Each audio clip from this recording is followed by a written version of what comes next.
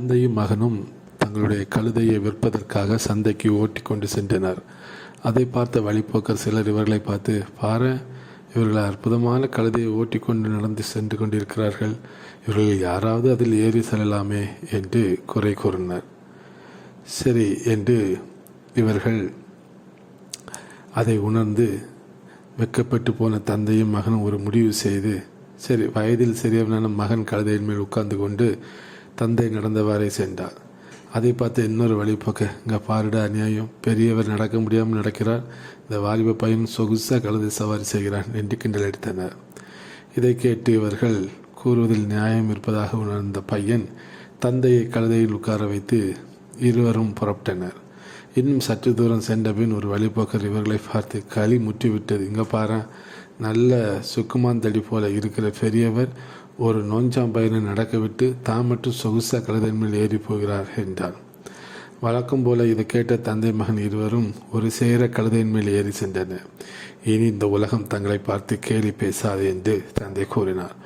கொஞ்சம் தூரம் சென்ற பின் இன்னொரு வழிபோக்கன் இவர்களை பார்த்து, 2 தடியன்கள் ஒரே நோஞ்சாங்கழுதையின் மேல் ஏறி சவாரி செய்கிறார்கள், இரக்கங்கட்ட ஜென்மங்கள் என்று காட்டமாக விமர்சித்தான். இதை கேட்டு வருந்திய தந்தையும் மகனும் கழுதையிலிருந்து குதித்தனர். என்ன செய்வதென்று அவர்கள் யோசித்து கொண்டிருந்தார்கள். அப்பொழுது தந்தை சொன்னார், நாம் எதை செய்தாலும் இந்த உலகம் நம்மை குறை கூறதான் செய்யும். இதை நான் பொருட்படுத்தக்கூடாது. நாம் சரியாக தோன்றுகிற நல்ல வழியிலே நாம் நடப்போம் என்று அவர்கள் விருப்பமாக நடந்து சென்றார்கள். ஆம், வேதத்திலே ரோமர் 14ஆம் அதிகாரம் 10வது வசனம் கூறுகிறது, இப்படி இருக்க நீ உன் சகோதரனை குற்றவாளி என்று தீர்க்கதென்ன? நீ உன் சகோதரனை அற்பமா எண்ணுகிறது என்ன? நாம் எல்லாரும் கிறிஸ்துவனுடைய நியாயாசனத்துக்கு முன்பாக நிற்போமே.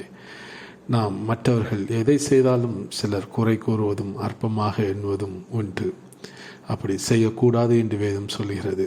ஒருவேளை எப்படிப்பட்ட காரியங்கள் நாம் சந்திப்போமானால் அதை பற்றி கவலைப்படாமல் வேதத்தின்படி உண்மையாக நடப்போம். உலகம் குறை கூறினாலும் ஒன்றும் நமக்கு ஆகாது. அவர்கள் ஒரு நாள் கிறிஸ்துவின் நியாயாசனத்துக்கு முன்பாக நிற்க வேண்டும் என்பதை வேதம் சொல்கிறது. கிறிஸ்துவின் வழியில் சந்தோஷமாக நடப்போம். கர்த்தர் தாமே இந்த வார்த்தைகளை ஆசீர்வதிப்பாராக. ஆமென்.